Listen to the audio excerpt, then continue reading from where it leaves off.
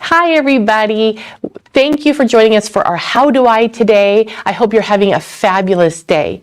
I'm Reva with Quality Sewing, and I am looking forward to sharing with you a really fast and fun little project. We are going to make a little chapstick holder. Now this is really fun because you can clip this. If you choose to use the swivel clip, you can clip this onto your key ring, onto your purse handle, onto something, another bag. You don't even have to put the swivel clip on. You can just put a little loop and then you can just add it to an existing key ring, whatever you want to do. Now my daughter swears by these. She has asked for multiples because she wants one on her purse, one in her car. She wants one on the baby's diaper bag. So she has multiples of these. So when you see how quick and easy they are to make, you're going to make tons of them too, and they make great gifts. So let's go over what we need. Okay, we're going to need 2 pieces of fabric that are cut at 6 3/4 by 2 1/4, and they can be the same fabric, they can be different fabrics. Just scraps is all you really need because it doesn't take a lot of fabric. In fact, quilting cotton is a great fabric to use because it's thin enough, it doesn't add extra bulk. So that's a really great one to use. Then we also want a little piece of fusible stable interfacing, and this is 1 1/2 by 6, and we're going to apply that, and this gives the whole chapstick holder some strength because you're going to be putting the chapstick in and out, in and out, in and out. Okay, and then we also want some ribbon and a little clip, but this is I always say a 1/2 inch ribbon, but when you go to the store, it usually says 5/8 of an inch. So whatever you want. I would stay away from really skinny ribbons because it doesn't give a lot to hold onto.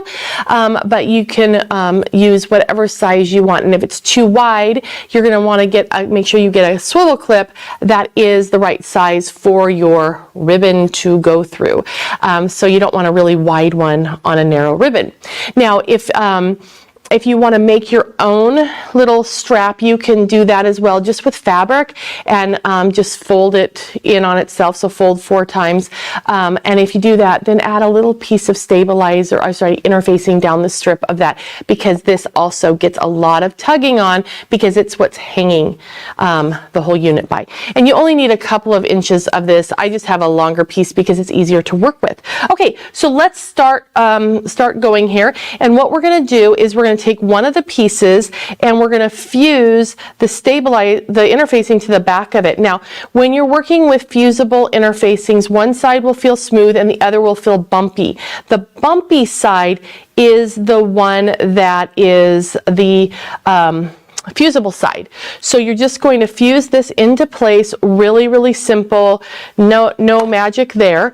And you're going to notice that it doesn't go all the way to all the edges because we want to keep the interfacing out of the seam allowance. And our seam allowance is set at 3/8 of an inch is what we're going to use. Now, we're going to put right sides together for our fabric, but before we do that, we're going to take and put our ribbon in here.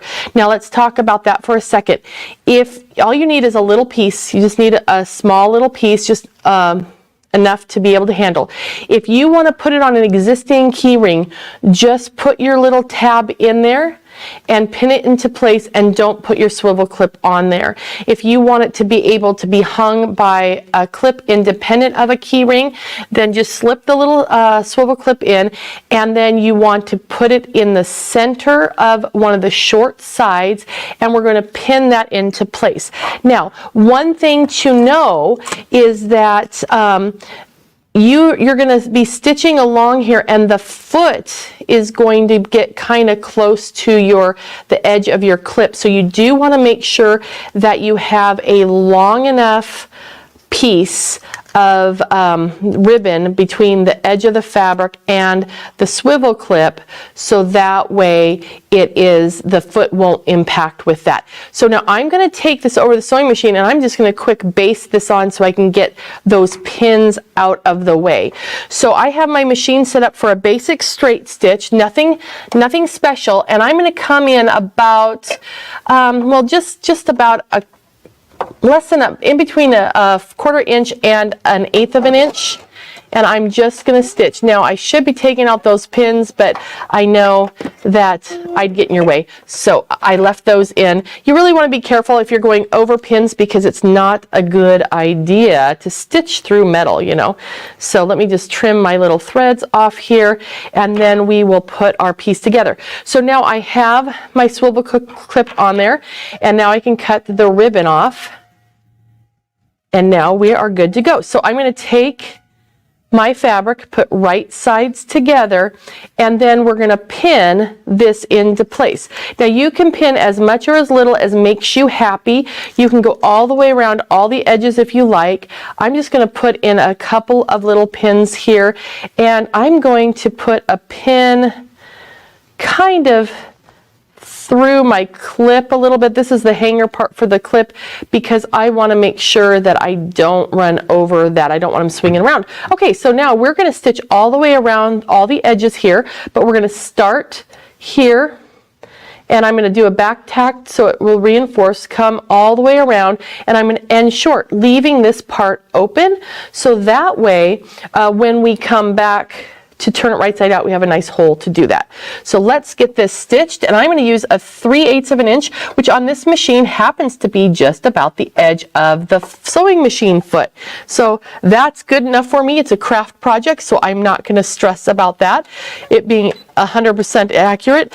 It's not like a garment or a tote bag where if you're sewing and you need to have an exact seam allowance because it's a measured thing, that's when you really want to make sure you're using exact seam allowance. Otherwise, your item won't fit. It won't be the right size. So I'm just going to stitch right around this one. And when I get up here to the top, I am going to go ahead and make sure that that swivel clip is inside, and then I'm going to, I'm a little bit short. I want to make sure my seam allowance comes out one more stitch. So I'm going to come, I stopped just a little too short. So if you ever do that, feel free to go back, raise your presser foot, and you can pivot if you're sewing with your needle down, which I'm doing here. Okay, so now when I get to the ribbon, I'm going to go over the ribbon, then I'm going to push my reverse key, and I'm going to go back over the ribbon, and that will give me a nice reinforced stitch there. And when I stop, now I got to take that one pin out at least because it is in the way of me turning that corner. The head would have gotten in the way. Okay, so now we're going to come down here, and I'm going to reverse and cut my thread, and now we are good to go. So let's take a look at what we've got going here. So we've stitched, I'll turn it over so you can see the other side. We've stitched here all the way around. Now what we're going to do is trim those corners. So to trim the corners, I'm going to come in and just cut off the extra fabric, but I'm not cutting the stitches. Now, why are we doing this? The reason we're doing this is because if you have a sewn corner right here, and you have all this fabric, if you were to turn it right side out and try to get all this fabric jammed into that little space, you wouldn't get a corner. You would get kind of a rounded lumpy bit. So we're going to actually trim off that extra fabric so that way we have a nice corner. Then you can tell that I didn't manage to get that same width of seam allowance over here, but that's okay. Now, in addition, I'm going to come and take off another angle off of those corners, so that way I'm removing even more bulk.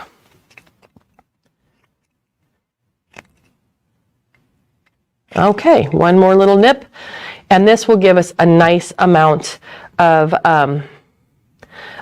removal in the corners. Okay, so now what we're going to do here is I want this to have a nice closed up edge. And if we turn it right side out and then try to eyeball it, that could be a little bit difficult. We might end up with a wavy edge here, and I'd like it to be straight. So what I'm going to do is I'm going to turn this back. I'll do it on this side so you can see. I'm going to turn it back on the stitched seam right there. And we're going to press that in place. So that way we get a nice crisp press for that that stitched line, so that way when we turn it right side out, we're going to have a nice straight edge. We can even go as far as taking this piece now and turning it and flipping it back the opposite direction, and then we know that it's going to all be nice and straight when we go into it. All right.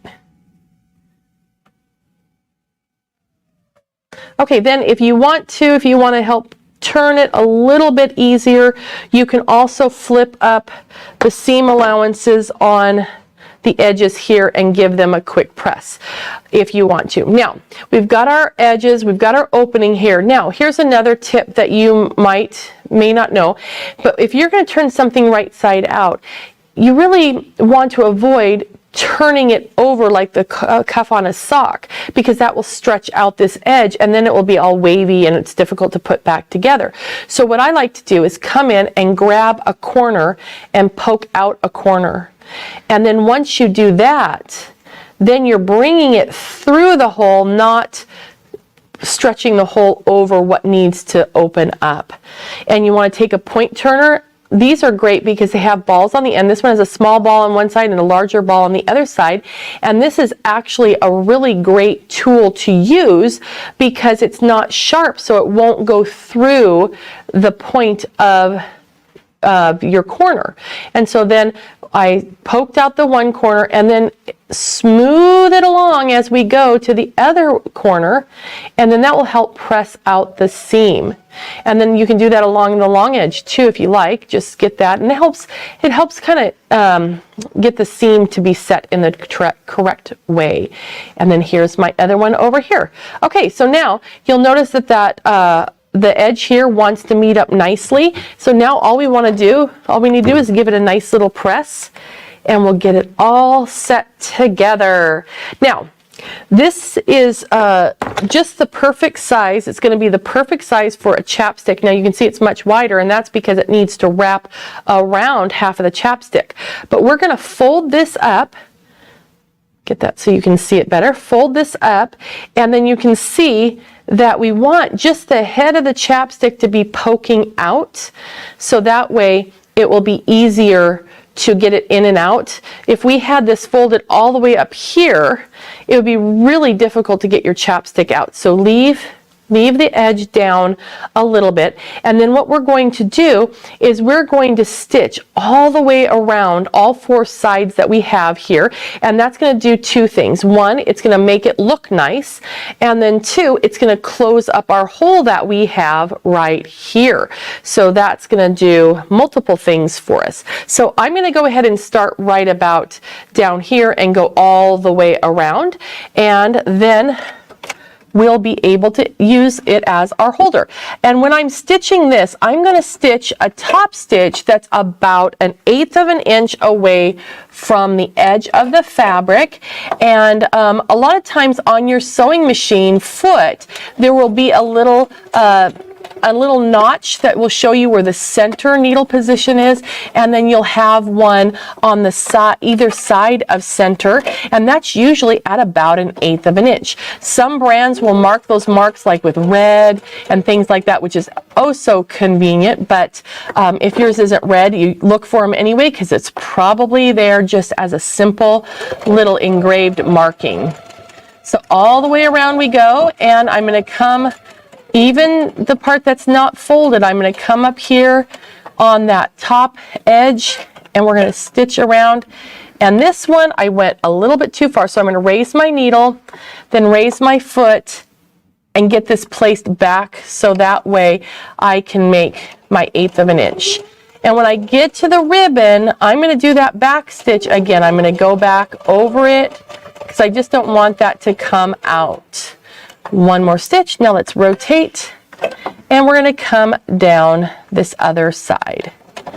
And then when we meet up with where we started stitching before, we can just do a back stitch there to secure them together, cut our thread, and our little project is finished.